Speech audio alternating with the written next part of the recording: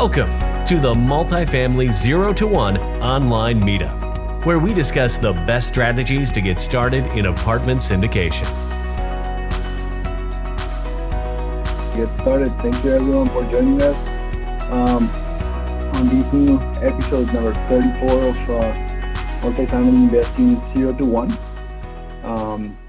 On our now monthly meetup, we used to have a bi-weekly meetup. We're now switching to a monthly meetup. We're going to have syndicators sometimes, most of the time. From time to time, we're going to have passive passive investors to share their experiences with us.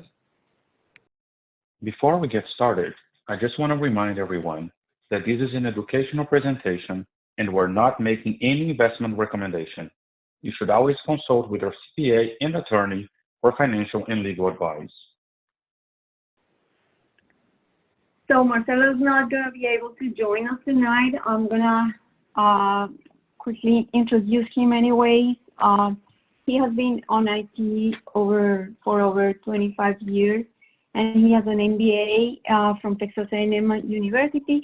He's a certified project manager, and he's also a CCIM member, and he has all his CCIM designations, and he completed all the training. And he has been a multifamily investor, and he also operates real estate, and he also had single families previously, multifamily investments.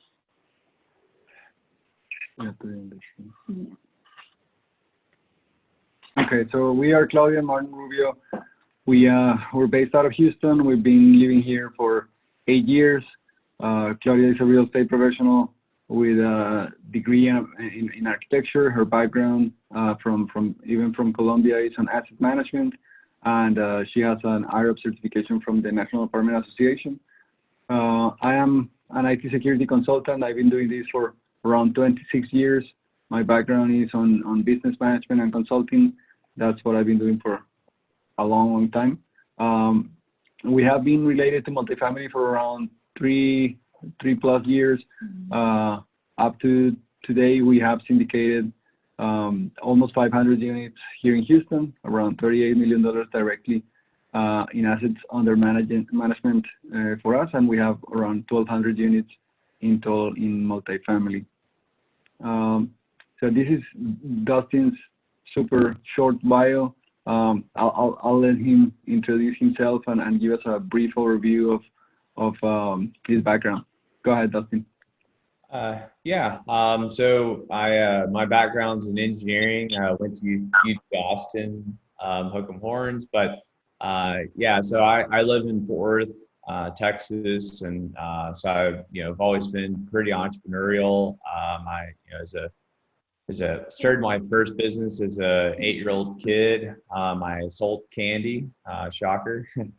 And so anyways, I've just had different businesses. Had an e-commerce business in college, and then did rentals and flips after college, and then got into multifamily almost a decade ago now. And then done 11 deals, sold 6 of them. We're about to put number 7 on the market, and looking to build the portfolio up. The last deal we bought was actually in Houston. Called the Henry at Liberty Hills. Bought it for about $29 million, and put together about $10 million in equity. Built in 2012. It's on the northeast side of Houston, so kind of by Generation Park. Awesome. Okay, so let's get started. Dustin, the first question is, why multifamily? Like, what is it that attracted you the most about multifamily? I think there's a lot of reasons. I guess first of all, I want to say thank you for having me and for putting all this together. So excited to be here. I've known you guys for a few years, and so it's cool to be here, and cool to see you guys grow. So. But thank you for that, and appreciate everybody that's taken the time to hop on here as well. But yeah, multifamily, as I mentioned briefly, I'm very just kind of business oriented in general. despite going to school for engineering. And you know, one thing that was, you know, really, you know, when you're just evaluating businesses and things like that, and you know, everybody needs a place to live, so that's nice. And you know, I like the fact that, you know, when you buy multifamily, you're buying a business. We have the ability to get non-recourse financing. So on the single family side, that was, you know, initially a challenge for me. You know, I was started buying rentals, and you know, you get I don't remember all. I'm sure there's obviously ways to getting past the 4 and then the 10 hurdle and things like that. I got to about 6 or so, and scale was getting very challenging. And I like the fact that there's, you know, there's third-party management companies that can help out with that and really take a lot of the burden off. And you know, just going back, I really like the scale factor. So, you know, I was talking to some folks earlier, and you know, for instance, we're raising our you know, we're raising one of our fees from 10 to 25 bucks, and you're like, oh, well, it's only $15, but it's $15 times 228 units, and let's say we're 95% occupied, so that's about $3,200 a month extra once we cycle through all of our leases and everybody's up to that level and all that. And then per year, that's almost 40,000 bucks. And then if you put a value on that, which I know Martin and you know, you guys know this, but you know, if you put a value on that, which is A-class deal, so if you put, you know, just apply a 5 cap to that 39,000, that's almost $800,000 in value. And we didn't put money into the property necessarily to do that. We're just moving the fee from $10 to $25, which is not, you know, most of the rents are around $1,000 or a little bit more. So, you know, 10, 15 bucks is not a big deal. So, you know, just really the scale. You know, I have another example that there was a deal did in Oklahoma City where, you know, it had a cable contract, and it was not only basic cable, it was extended cable. And that cable contract was $42,000 a year. And I knew whenever I was initially underwriting and all that, I knew when the contract was going to end. It was going to end about year 2.5 into the project. And I knew that. And, you know, again, if you know, this was 147 units, but if you take that 42,000 and divide by an 8 cap, you know, it's over $500,000 in value that we're adding to the property simply by saying we don't want this contract anymore. We spent no money. The total raise on that deal was about 1.5 million, and so really that contract, you know, by avoiding that contract, you know, investors got a 30% return. Wow. Yeah. Yeah, that's the value of multifamily. So, how did you learn the basics of multifamily? Did you get any third-party education, or how did you learn to syndicate, or did you do it on your own? Yeah, yeah, it was a little bit of both. So I'm a big proponent of either hiring a coach or partnering up with people that are doing what you want to do. And I guess, you know, for the first deal, I did both. I like to try and hedge my bets. Maybe it's the engineer in me that likes plan B, C, and D. But yeah, so yeah, I was part of Brad Sumrock's program, you know, for a long time. I knew him at Lifestyles Unlimited, and I was a member at Lifestyles Unlimited for a while, and then he became the mentor there, and then followed him over there to his program. So I was in that first kind of wave of students in March of 2013, and so, but then I also, you know, partnered up with Kenny Wolf on my first deal, and so I like to hedge my bets, and you know, wanted to do everything I could to, you know, make sure that you know, the deal was a success. Awesome. Awesome. So let's go to your first deal. What markets did you focus on when you started looking for your first deal? Yeah. So I wanted, I'm in DFW, and for my first deal, I wanted something. I was working as an engineer full time. So I got every other Friday off, so that helped. But yeah, I didn't have a ton of time. And so I really wanted the deal to stay close. And so anyways, I wanted the deal in DFW. And so I bought a deal. It was it was about 15 minutes from where I live, 15, 20 minutes. And so worked out really well. So I bought my first deal in 2014, and didn't made it was a very, very different environment than it is today. And it was not nearly as competitive. There was no hard money, anything like that. I think there were like 7 offers, something like that. So, and the best and final wasn't 10 people like every other best and final now. The best and final was 2 people.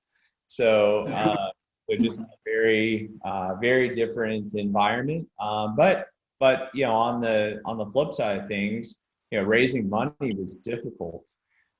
Then so we put together 1.6 million, and that was at the time that was a fairly substantial raise. And now I think a lot of syndicators have kind of laughed at that amount of a raise. But there's no deal that I hear about the raises at least 3 or 4 million, I feel like, on every deal. So Yeah. Yeah, I would say from today's experience on people trying to start up and get their first deal, one of the big challenges is getting that first deal under contract, right? The underwriting, getting the broker to pay attention to you, and actually getting to best and final to have a shot at getting the deal. Do you have any advice for those first timers on how to approach the relationship with the brokers? What do you do when you were trying to get that first deal, although it was a little bit easier? Yeah, I mean, I think in general, it's just, following through and doing what you say you're going to do helps a lot. There's a few different paths to getting to, that deal. You can hire a coach. That's one way. Or you can partner up. So my business partner, the deal that we just did, that was his first deal. And so, he was leveraging my experience, and I was leveraging, he has a lot of time, so I was leveraging his time, and so it worked out really well. But he kind of had instant credibility because he could, I not to say whatever, but like I've been in the business for a little bit, and so so people kind of learn your name and all that, and so that's what helped him was he could say, oh well, here's our kind of collective resume. So that's one thing that would help a lot. And one thing that want to say that I really like, I think Javier had mentioned, was it's truly a team sport. Especially on these larger deals. It's I grew up playing soccer and still play soccer today, and so I feel very, very comfortable in this space. It's I'm used to being on a team, and that's what this is. And just like on a soccer field, I can't win a game, I'll get slaughtered. So but if you have the right team and you have the right people in the right position, and put them in a position of strength, then I think you can do well. Yeah, you're right. It's very similar for me.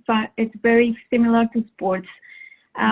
So what were your challenges when you were looking for your first deal, and how long did it take you to get your first deal under contract? I started offering on deals I think summer of 2013, and there weren't a ton of deals on the market. Deal flow was kind of slow, honestly, and so I offered on a few, it didn't really, this, makes it sound bad. It didn't take me that long to be able, before I landed my first multifamily deal.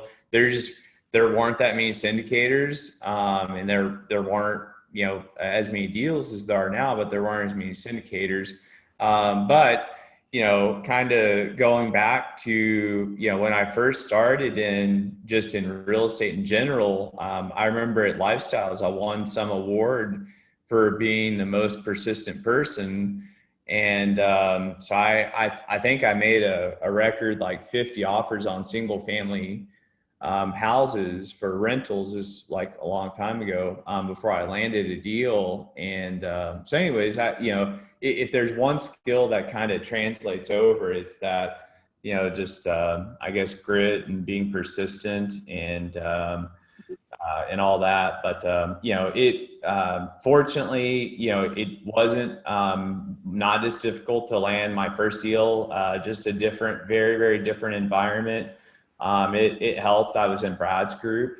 It helped that I was partnered up with Kenny. It helped that we showed up to the property with our mortgage broker. So I mean, we had a lot of things that were in our favor. But like I said, coaches and partnering up are the way to go, I think. Yeah, and you just mentioned something very important. I think it's persistence, because it's not easy, and if you give up fast, you will make it. But tell us a little bit more about your first deal. How many units and demographics? What type of asset was it? More details. Yes. It was 109 doors. It was in Haltom City. It's called the Oaks of Jane Lane. I bought it in 2014, sold it in 2019. I don't remember. I bought it for 4.175. I think I sold it for 9 and some change. But the investors, did you can do the math, did well. And it's a C-class deal. My dad actually kind of grew up around the corner, so which was interesting. And then it was a nice clean deal. It was not on a busy street. That was one concern I had, but it was next to another multifamily deal that, if they went to go see that property, then they would see ours, and then they would go naturally kind of go to ours. But we did very well. We consistent distributions, throughout. Just a nice older deal. So nice. Is that the one Rebecca has now? Yep, that's right. Yeah, we're familiar with it. Very nice. Enough bus tours, I think. So yeah. Okay. So again, thinking about people looking for their first deal, do you have any special techniques or any tips that you would give them on quick analysis of properties that come like through email nowadays? There's so much volume of opportunities out there. Do you have any special tips or techniques on filtering down which ones you want to pursue? So I mean, I guess I would say, kind of maybe focus on a metro, because if you're looking at a bunch of different metros and then you keep on kind of hopping around and all that, you won't really get to know anything and or master anything. And so that's kind of one tip. Honestly, here's our filtering process. We ask for the dollar per door. If that's completely out of whack, then we'll just kind of not even look at it. We will look at the address. If it's in, I'm in DFW, kind of our primary market that we're looking in is Houston. If it's in certain areas of Houston, I just won't look at it. I'll look at the address, and then I'll look at crime, or I'll look at household income, and then, I'll either knock it off the list or, oh, this one looks interesting. If the schools are really bad and all that, then I won't look at it. So, before we even dig into the numbers or anything, because I can't change the area. We can change a lot about a property, but you can't change who your neighbor is. You can't change your schools. So we focus very, very hard on the area. And so before, I would say if you're just wanting to be able to go through deals quickly, I would say kind of set up your parameters of what kind of what you're looking for, and I think that'll help a lot. But like I said, if you're bouncing around through various metros and all that, it's going to be real difficult to know when you find the right deal. And I would try and encourage people to be in. I've bought in secondary markets and things like that, but the problem with those is if you are looking for deal flow, if that's your goal, if you want to build a portfolio of whatever that looks like for you, it's difficult to do that in secondary markets. You just don't get the deal flow of the major metros like you do in DFW and Houston and in San Antonio. Yeah, I agree on the focus on a major market, mostly because now that we know Houston as we know it, and we know the challenges, we also know Dallas has different challenges. So yeah, if you're trying to deal with different challenges in different locations, you're gonna get bogged down with a lot of information, and as you said, you're not gonna be able to really specialize on that specific market. Yeah. Good. When you're looking at those properties that pass that first filter, what kind of things are you looking for right now on increasing income and decreasing expenses, like opportunities to do that? Yeah, I mean, we don't look at decreasing expenses, too much. We know what our payroll is going to be. We're looking at A and B stuff.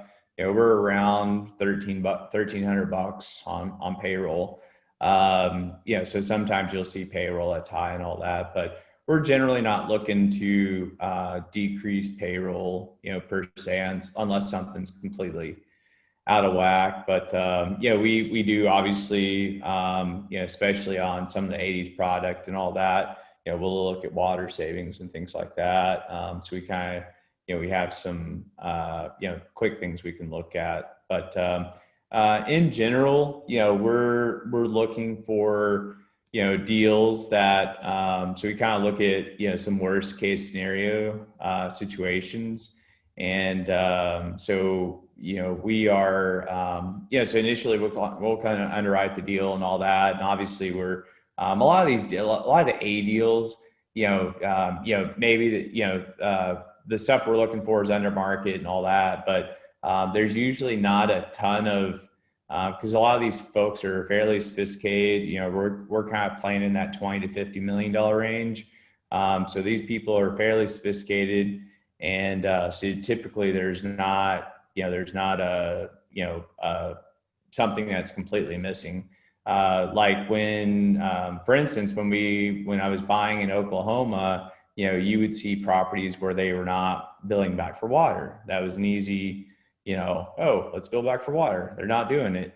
Or, maybe they weren't charging late fees or things like that. But those are more mom and pop situations. But yeah, we're looking for deals that are under market. And that's kind of, what we're looking on, like the deal that we just bought. Cause a lot of people, I think, kind of skipped over it, cause it's a 2012 deal. But if you look at the market survey, that deal had the lowest rents of any deal in that submarket. So obviously it was, there's upside there. So are there any deal killers, things that once you see them, you just decide to step away from it? Yeah, definitely on the area. If we see, we know the areas well enough to where we can, probably know that without digging into it too deep. But if there's, if we see crime or anything like that, we step away pretty quickly. we do look at the household income, but you gotta, you know, especially in Houston, there's some deals where the household income's a little bit skewed because maybe you'll see, maybe it's around, you know, industrial or something like that. And so you got to go a little bit further out or things like that. But, you know, definitely crime is a big one. We don't like to do, you know, if it's a deal that was flooded or something like that, and maybe that's the DFW in me talking, but the brokers kind of make fun of us, so the DFW people. But yeah, we don't go after flooded deals. So if it's flooded, or if it's next to something that's just kind of a real eyesore, like there was a deal that was next to like a tattoo parlor and some other stuff. That's just kind of a turn off. So, you know, we just kind of put our renter, you know, glasses on, and, you know, is this something that we'd want to live in? I mean, because we're, you know, a lot of the stuff we're looking at is more on the A side. And so, you know, is this something where I'd want to live in? And if so, then, you know, we'll kind of start to move forward. But some of the stuff you don't really see until you get, you know, drive up to the property and all that. What about physical things on the property, like chillers, boilers, flat roofs? Well, I'm not, you know, they're okay. I really, what I don't like is, I don't like the old piping, just because that can get really expensive. And so that's part of, you know, for us right now, that what, you know, kind of made sense was, with cap rates being on top of each other, whether it's an A, B, or C, that's why we've, you know, kind of that decision to move more towards the A and B stuff. But yeah, I'm not a huge fan of chillers and boilers. I've had plenty of properties that have both. So, you know, we'd like to kind of be in that 80s, 90s, but prefer 2000s and up. We're really looking for that first gen A- deal. So it's a deal where they really don't have granite. They have laminated countertops. They haven't done any upgrades, but it was built in like 2005, 2010. So that's kind of our wheelhouse. Good. So with your experience today, if you look back, what things would you do different or change? I would have bought everything under the sun. So,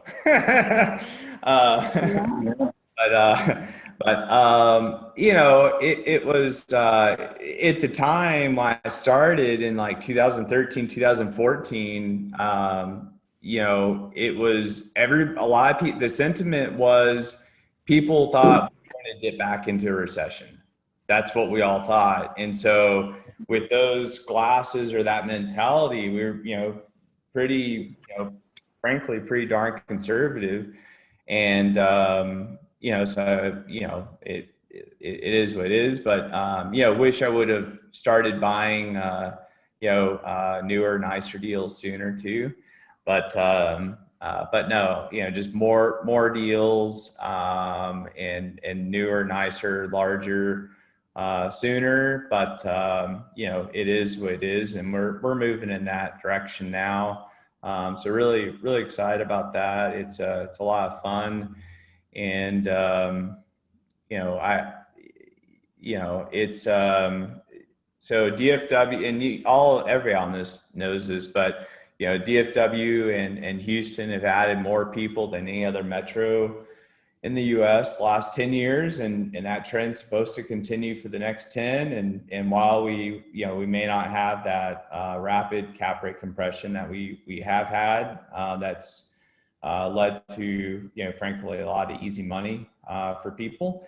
I'm a very, very bullish on Texas. And so, you know, we're out there. We don't want to overextend by any means, but, you know, really trying to, you know, buy in areas that we believe in, and really trying to look for those value add opportunities, and we've looked at new build that are value add as well. And kind of the play on that is some of these deals started their lease up in COVID. They had to have a lot of concessions.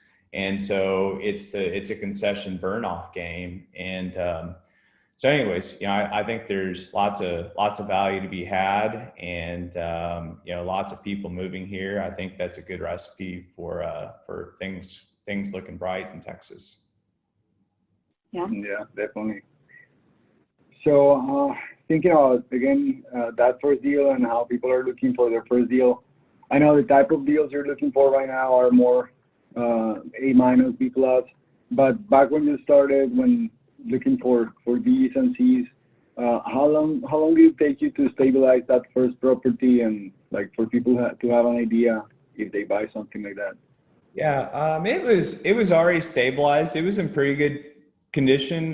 They switched it over from a chiller to individual AC system, and they were an owner operator group that had a good reputation. So no, it was stabilized. It was in fairly good shape. So there wasn't really a stabilization there. The second deal, which was in Oklahoma City, there was a stabilization period, and we ended up having to change management companies, so that kind of prolonged that stabilization period. We probably would have been 9 months to stabilization on that deal. We were probably really about 18 months because the first management company we had to remove and go with someone else. But yeah, we were we should have been about 9 months on that deal.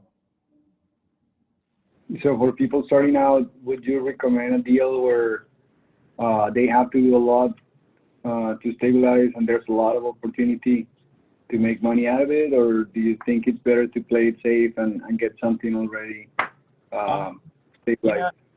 I mean, personally, I like maybe I'm conservative, but I kind of I like singles and doubles.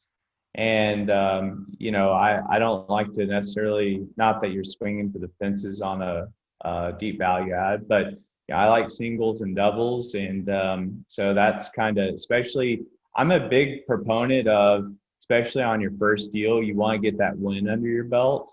So I think, something that's not, because there's, while a deep value add has more upside, there's execution risk there that I don't think a lot of people maybe take into account. So I would, if you did do something that was a deeper value add, I would try and partner up with someone that has that experience. Again, I'm really big on, partnering up with people that kind of fill some of the holes that you might have. Okay. Yeah, that's a really good advice. If you're looking for the first one, don't try to buy too much. So on your experience on all these deals from 2013 until now, what would you say is the best unexpected surprise you've received from your properties, and the worst thing that has happened to you on those properties? I mean,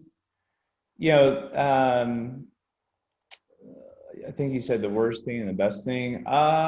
So we had a tenant burn down the office, and so that was, I don't know, at the time it wasn't very fun, but then it ended up being a really good thing, because I was just happy that he didn't burn it down. We didn't catch him on that, but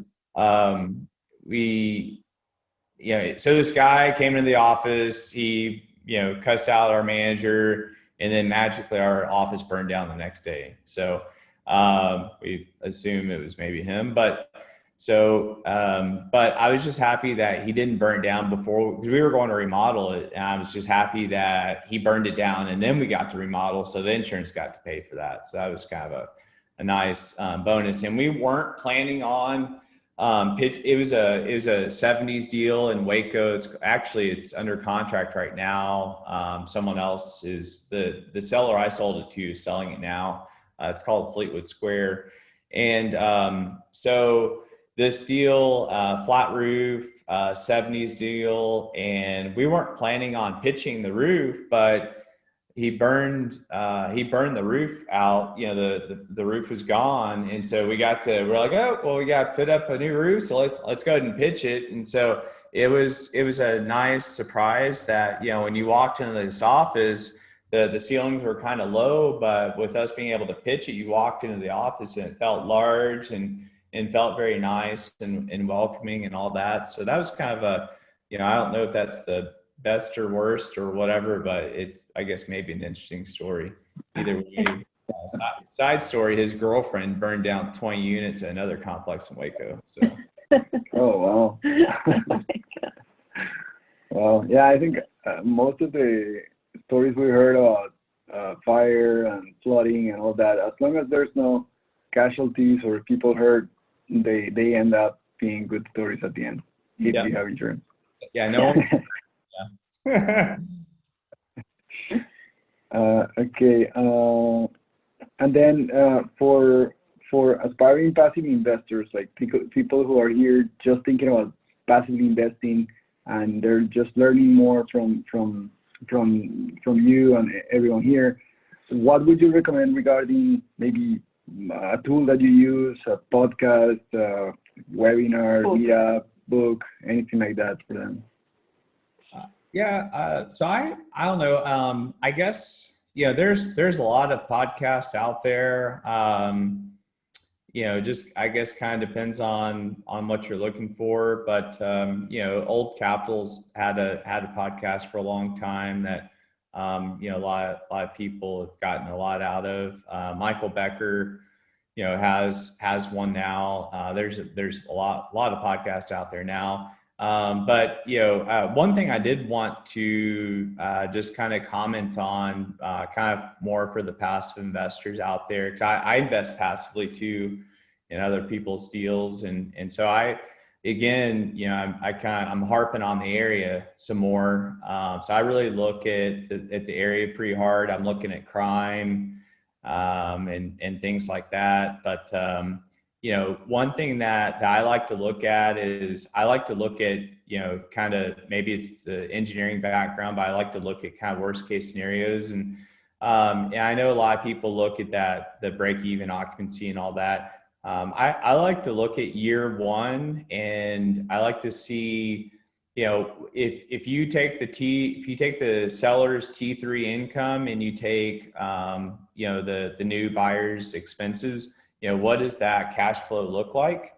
I think that's, you know, hopefully that's a worst, you know, kind of a worst case scenario. I think that, you know, COVID was a nice stress test for a lot of deals. But, you know, if you're kind of happy with that cash flow for year one, given the seller's T3 income and the buyer's expenses, you know, I look at that, and I also look to see, you know, what that cash flow is going to look like once the IO falls off, you know, either, you know, between year 4 and year 6. So, you know, because you want to make sure that your cash flow and your debt service coverage ratio isn't too low once that IO falls off. So I don't know, those are some quick things I kind of look at. Good. Those are good tips for everybody who's underwriting right now and analyzing deals for passively investing. Is there any tool you use for market analysis, both for passive investment and for your syndication and underwriting? Yeah. So I look at this, not necessarily for underwriting, but I like to look at schools, and I just go to apartments.com and I scroll down to the bottom and I look at the school ratings. You know, again, I'm looking at this. I'm looking at different deals in the same submarket, so I know what I'm comfortable with in terms of schools and all that. And it kind of gives you a good feeling of of the area and all that. I also look at, HAR or realtor.com. I want to see what the home prices are in that area.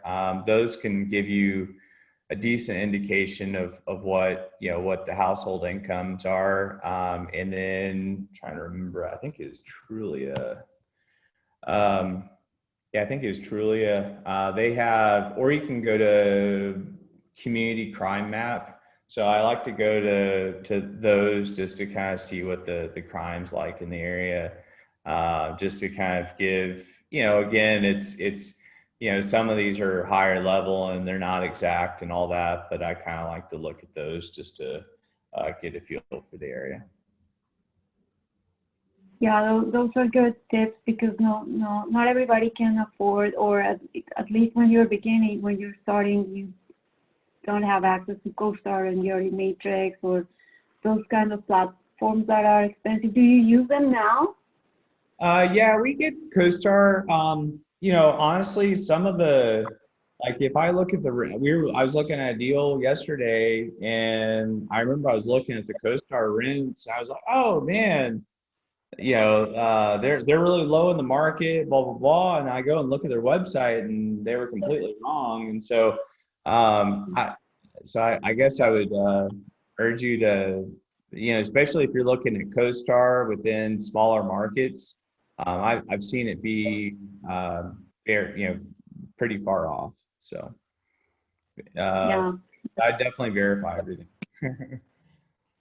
Yeah, and now that we're talking about the comps, how do you choose your comps? What's your criteria when you're looking at a deal and you see that maybe it makes sense? Now you need to go to the step of analyzing the comps. How do you do that process? I mean, the best thing is to go visit them all and then just, shop them. And, but, if you're not able to do that, I mean, the next step would be you can look on their website and all that. You could call as well. But, as far as criteria, I mean, obviously you want stuff that's close and you want it to be, about the same vintage and all that.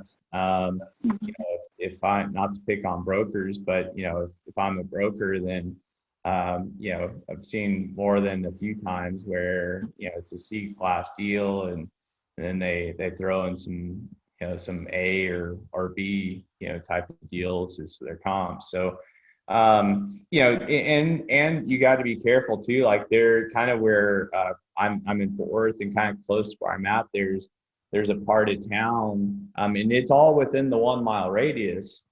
So it's all very close, but it's basically jumping railroad tracks. And so, one deal is zoned to one school and it's a very different neighborhood. You jump the railroad tracks and then you have the Colonial Country Club right there. And the homes are, $1 million, $2 million homes. And then you have great schools and all that. So you have to, kind of be careful of that. And that kind of just gets to where, it really helps when you know the area, and then have boots on the ground and just be familiar with things, and then go visit everything and really pay attention to the schools and all that, because the schools are going to drive a lot of this. Mm-hmm. Yeah, definitely. Yeah. So now we have a couple more minutes. So what's the plan now on your multifamily business? Are you going to focus on those A- or better properties and larger properties, or how do you see your business going now that you have a really good track record and almost 10 years doing this? It's kind of building the portfolio up, and we're excited about where things are headed. We're excited about some of the potential deals that are coming up. I've played sports my whole life, so I see this as a competition, and so I like to chase the deals. For me, that's fun, and I like trying to figure out. I in my mind, if I spend more time and all that on these deals than than the other guy, then I feel like I've got a shot, at winning it, except for the random 1031 guy that doesn't care about returns. But other than that, we think we can be competitive, and so we're out there, doing what we can, and trying to network and build relationships, and it's all about all about relationships. We spend a lot of time on those, so yeah, one thing that was kind of cool, as far as building relationships is, I've joined a strategic coach pretty recently, and I didn't know this, but it turned out that probably one of the top brokers in Houston is in the same group as I am, and so I get to kind of hang out with him, and during strategic coach, we're sitting there texting back and forth, and so it's just all about relationships and developing those, and as long as you kind of do what you say you're going to do and follow through, I think good things will happen. Awesome. That's pretty good. And you just mentioned something important that sometimes we forget because we are so focused on getting a deal, but enjoying.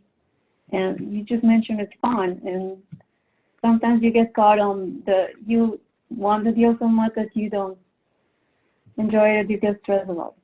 Maybe I'm just thinking out loud. Yeah. We no, 100%. I mean, we're trying to do we're trying to mix in different things. We did a hiking and dinner. We were in Colorado, and so we had about 30 investors that were in the Denver area that met us out there. And for me, it's like, well, it's fun and get to go hiking and then get to talk multifamily. So sounds like a win-win to me. Or we've been doing different meetups. We had a meetup earlier today in North Dallas, and it was not super random, but I started emailing people over the weekend, and we got a few. We were trying to keep it kind of small and more intimate, but had a good number of folks, and it's just it's fun hanging out and meeting new people. And this one guy was telling me how he's tired of paying 6 figures in taxes, and so I mean that's cool to be able to help folks that instead of he was referring to, I'm not saying this is not a political thing, but he was saying he's tired of wasting his money and seeing 6 figures plus kind of go away. And so anyways, just need to be able to help him. Or we've had some folks that have been able to kind of retire from their jobs and all that, or are basically replicating their salary through passive income.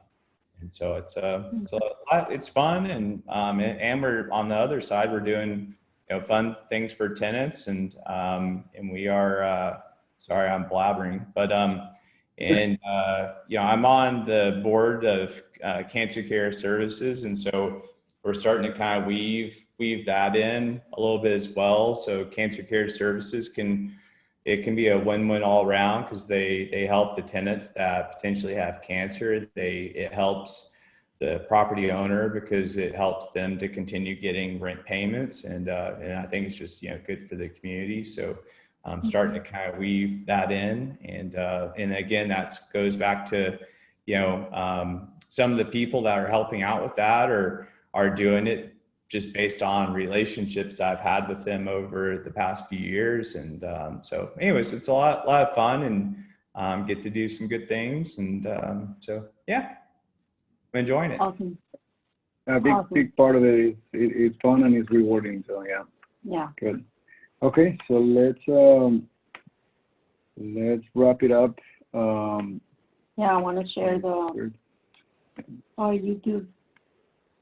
Yeah, so we have our YouTube channel with all the recordings from previous episodes. If for some reason you can't join us one of these first Wednesday of the month, you can go back there and check them out. We have we have had really, really good guests.